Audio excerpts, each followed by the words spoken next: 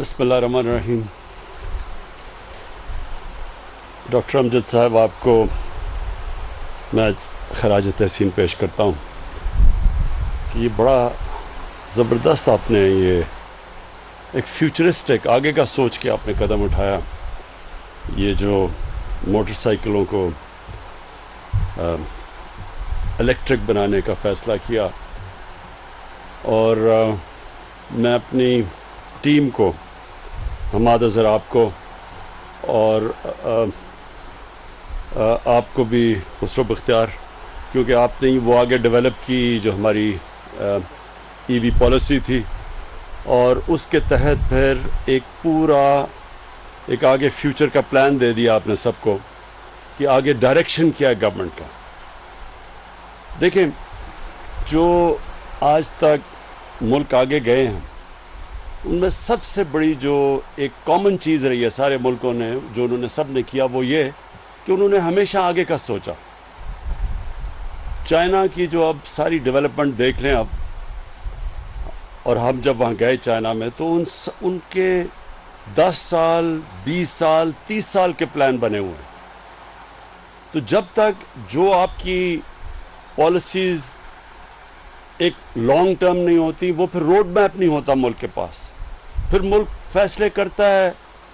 Election to election, یا ایسے فیصلے کرتا ہے، کوئی جو مافیاز بیٹھے ہوتے ہیں وہ آپ کی پالیسیز چینج کر دیتے ہیں، ان کو وہ اپنے فائدہ اٹھانے کے لیے فیصلے کرتے ہیں۔ تو جو ملک کا آگے جو روڈ میپ ہوتا ہے وہ ڈیولپ ہی نہیں ہوتا۔ نبی صلی اللہ علیہ وسلم نے کہا تھا کہ اس دنیا کے لیے اس طرح جیو کہ آپ نے کل مر جانا ہے، اگلی دنیا کے لیے ایسے جیو کہ کل مر جانا ہے تاکہ آپ کے مال اچھے ہوں، لیکن اس دنیا کے لیے ایسے جیو آپ نے 1000 سال زندہ رہنا ہے۔ یعنی آج بیٹھ کے پلاننگ کرو کہ آگے آنے والی جنریشنز کے لیے آپ کس طرح کا ملک چھوڑ کے جائیں گے، ملک کو کیا مسئلے آ رہے ہیں، یہ کیسے حل ہوں گے۔ تو یہ جو ہماری کلین اور گرین پاکستان، اور اس کے اندر ہی فٹ ان ہوتی ہے آپ کی یہ الیکٹرک وہیکلز کی پالیسی، یہ اسی کا حصہ ہے۔ جب آپ یہ فیصلہ کریں گے کہ ہم نے اپنے ملک کی ہوا بھی صاف رکھنی ہے، ہم اپنے پانی اور دریا صاف رکھنے ہیں، ہم نے اپنے شہروں کو صاف رکھنا ہے، تو اس کے لیے کیا آپ کو قدم اٹھانے پڑیں گے؟ جس طرح ہم نے اب 10 بلین ٹری سونامی، درخت اگانے پڑیں گے ملکوں میں۔ پاکستان بدقسمتی سے وہ ملک ہے جس میں سب سے کم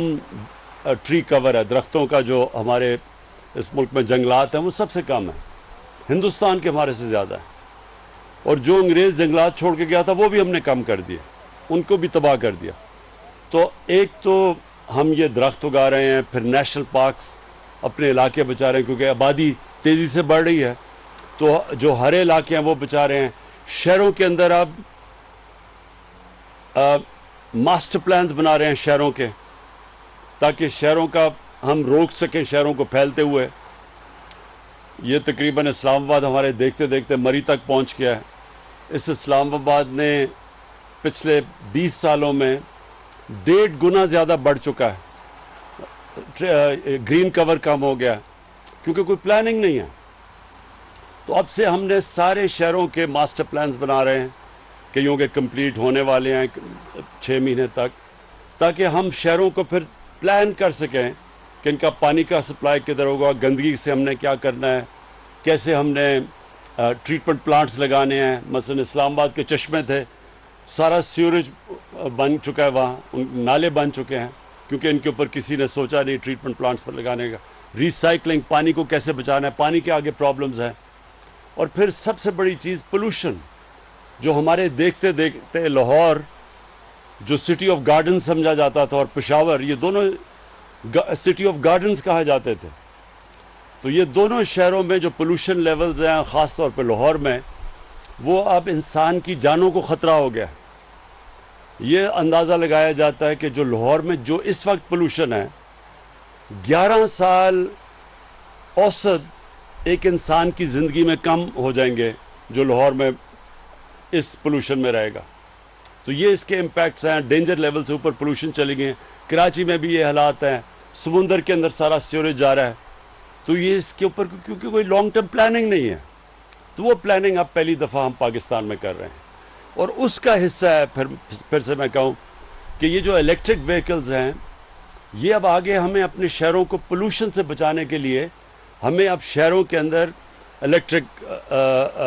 بسز لانی پڑیں گی، گاڑیاں لانی پڑیں گی، موٹر سائیکل، سب سے زیادہ موٹر سائیکلز، کیونکہ اس میں زیادہ استعمال ہوتا ہے، زیادہ ان کی انٹینسٹی زیادہ ہوتی ہے، تو یہ بڑا اچھا پازیٹو سٹیپ ہے۔ اب اس کا ایک دوسرا پہلو ہے، ہم نے جو اور اپنے اوپر ظلم کیا کہ جو اللہ نے اس ملک کو اتنی نعمتیں بخشیں، ہم نے کبھی سوچا ہی نہیں کہ یہ جو اللہ نے نعمتیں بخشی تھی ان سے فائدہ اٹھایا جائے، کیونکہ آسان راستے لے لیے، شارٹ کٹس لیے، امپورٹ چیزیں کر لیں، آسان تھا نا، امپورٹ کر لی، اس پہ پیسے بھی بن جاتے تھے، لیکن جو اس کا نقصان کیا ہوا کہ جو بھی خسرو نے بات کی کہ جو را مٹیریل پاکستان میں ہے اس کو ہم نے کبھی نہیں سوچا کہ ہم اس را مٹیریل کو اس کو استعمال کریں، تو ساری چیزیں امپورٹ کرنے شروع کر دی ہیں، آسان راستہ ہے، لیکن اس کا نقصان یہ ہے کہ ملک غریب ہوتا جاتا ہے، ویلتھ کریشن ہوتی نہیں ہے۔ جب آپ امپورٹ زیادہ کرتے ہیں، جو انہوں نے ابھی بات کی بیلنس آف پیمنٹ، خسرو یہ لوگوں کو سمجھا بھی دیں بیلنس آف پیمنٹ ہوتا کیا، عام لوگوں کو نہیں سمجھ آتی اس کی، مطلب یہ کہ ڈالر زیادہ جب ملک میں آنا شروع ہوں بنسبت کے ملک سے باہر جو ڈالر جا رہے ہوں، اگر زیادہ ملک میں ڈالر آئیں گے آپ کا ملک امیر ہو جائے گا، اگر آپ کے ملک میں سے زیادہ ڈالر باہر جا رہے ہیں اور کم ملک میں آ رہے ہیں وہ غریب ہو جائے گا۔ تو چائنا کی جو ساری ڈیولپمنٹ تھی وہ ایکسپورٹ لیڈ تھی، انہوں نے ایکسپورٹس بڑھائی تو ڈالرز ان کے ملک میں زیادہ آئے، انہوں نے دنیا کو زیادہ مال بیچا، ملک میں زیادہ ڈالرز آئے، اور اس لیے دیکھتے دیکھتے چائنا اب ایک اکنامک جائنٹ بن گیا۔ تو ہمارے تو کبھی کسی نے اس کے اوپر توجہ ہی نہیں دی، ایک چھوٹا سا سنگاپور ہے ہمارے، دیکھتے دیکھتے پاکستان کی آج تاریخ میں سب سے زیادہ ایکسپورٹس ہوئی ہیں اس سال، تو ہم 26 ارب ڈالر ہماری ایکسپورٹس ہیں، سنگاپور کی کوئی 300 ارب ڈالر ایکسپورٹس ہیں، اس کی 50 لاکھ آبادی ہے، کیونکہ انہوں نے سوچ سمجھ کے پلاننگ کی کہ اگر ہم نے اپنی دولت میں اضافہ کرنا ہے تو ہمیں زیادہ چیزیں باہر بیچنی پڑیں گی بنسبت کے باہر سے امپورٹ کرنی پڑیں گی۔ تو ہمارا یہ بس اب جو اگلا اب ہمارا یہ جو ترقی کا راستہ ہے اس میں اب ہم نے جو آپ کی موٹر سائیکل کے اندر جتنے بھی کوشش کرنی ہے کہ سارے پارٹس را مٹیریلز پاکستان میں ہوں، ہمارے پاس سب کچھ ہے یہاں، ہم نے پوری طرح اب ہم پوری پاکستان کا منرل میپ بنا رہے ہیں، معدنیات کا نقشہ سارے پاکستان میں کہ کدھر کدھر کیا چیزیں ہیں، اور آپ کو حیرت ہوگی جب آپ کو یہ پوری طرح پتہ چلے گا تو آپ کو اندازہ ہوگا کہ آپ کا کتنا امیر ملک ہے، اس میں کسی چیز کی کمی نہیں ہے، ہمیں امپورٹس کی ضرورت نہیں ہے کہ ہر چیز امپورٹ کر لیتے ہیں، شارٹ کٹ ہے نا، ہر چیز امپورٹ کر لو، تو یہ نہیں سوچتے کہ وہ تھوڑے سے لوگوں کو تو فائدہ ہوتا ہے جو امپورٹرز ہیں، لیکن ملک کے لیے تو وہ نقصان ہے کیونکہ آپ کے ڈالر زیادہ باہر جا رہے ہیں، جب زیادہ یہ بھی میں سمجھا دوں،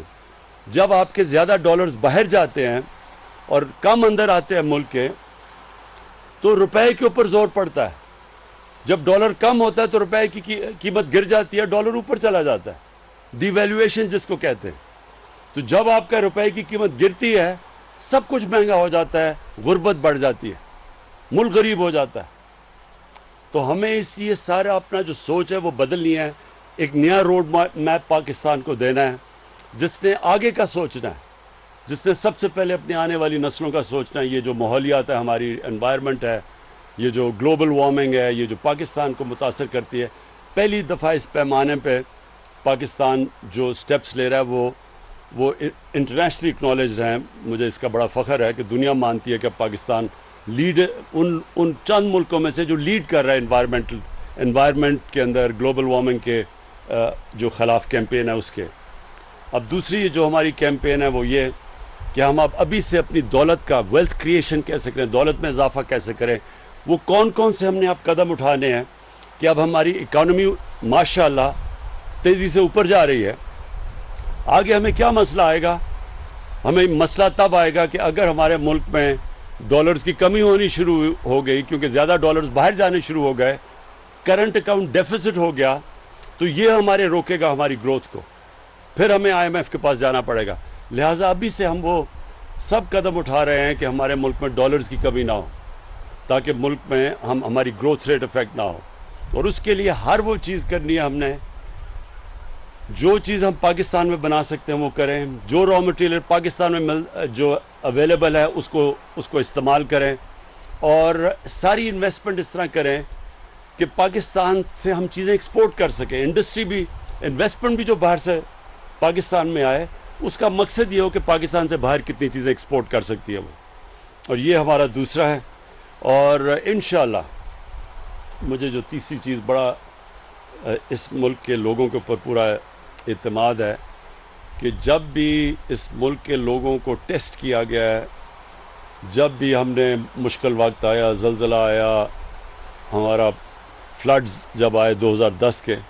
तो जब भी लोगों को इस मुल्क के टेस्ट किया गया तो लोग हमेशा, हमारे लोग, उनमें वो खुले दिल के लोग हैं, जनरॉसिटी है। अगर आज टैक्स नहीं दे रहे तो उसकी बहुत बड़ी वजह यह है कि उनको ये एतमाद ही नहीं है कि हमारा टैक्स सही तरह इस्तेमाल होगा। उनको हम एतमाद बहाल कर रहे हैं, उनका टैक्स उनके लिए, अपने खर्चे कम कर रहे हैं, फजूल खर्ची कम कर रहे हैं। ये जो प्रोटोकॉल के ऊपर हम पैसे खर्च करते हैं, अपने से शुरू कर रहे हैं ना, अपनी मिसाल से, वो प्रोटोकॉल के पैसे हम पूरा बचा रहे हैं। अपने प्राइम मिनिस्टर हाउस और प्राइम मिनिस्टर सेक्रेटेरिएट सिर्फ 3 साल में 108 अरब रुपया, 108 करोड़ रुपया हमने इन 2 हाउसेस का कम किया है। और जो बाहर की ट्रैवल है उससे पैसा बचा रहे हैं, सिर्फ अपने टैक्स पेयर को ये बताने के लिए कि आपके टैक्स की हम कदर करते हैं, हम आपका टैक्स आपके ऊपर खर्च करेंगे बनिस्बत अपने ऊपर खर्च करने के लिए। तो जैसे जैसे उनका ये एतमाद बहाल होता जाएगा, इंशाअल्लाह हमारी टैक्स कलेक्शन बढ़ती जाएगी, मुल्क की दौलत में इजाफा होता जाएगा, मुल्क अपने पैर पे खड़ा हो जाएगा। ये जो हमारे ज़हन में एक गुलामी आई हुई है कि जब तक एड नहीं आती, बाहर से इमदाद नहीं आती या कर्जे नहीं आते, मुल्क नहीं चलेगा। मुल्क का प्राइम मिनिस्टर बाहर जाता है तो पहली चीज पूछते हैं, जी कितने पैसे लेके आए, कितनी जी इमदाद मिली, कामयाब दौरा। अच्छा, कामयाब दौरा क्या हो गया कि पैसे लेके आ गए, भीख मांग के किसी से पैसे लेके आ गए। जब तक ये ज़हनी गुलामी से नहीं हम निकलेंगे, जब तक इंसान अपने पैर पे नहीं खड़ा होता, उसको पता ही नहीं चलता कि उसके अंदर अल्लाह ने कितनी ताकत दी है। जब तक वो वसाकियों से चलता है, वो कभी उसके अंदर जोर नहीं आता। तो वो पाकिस्तान अब तीसरे रास्ते पे निकल गया अपने पैर पे खड़े होने के लिए। और इंशाअल्लाह आप देखेंगे दिनों में कि ये एक महीनों में, सालों में, कि ये कितना बड़ा अजीम मुल्क बनेगा। डॉक्टर अमजद, आपको और आपकी टीम को मैं फिर से मुबारक देता हूँ, खराज तहसीन पेश करता हूँ, और इंशाअल्लाह आपकी हुकूमत पूरी मदद करेगी कि और हम कैसे आपको मजबूत कर सकें। शुक्रिया।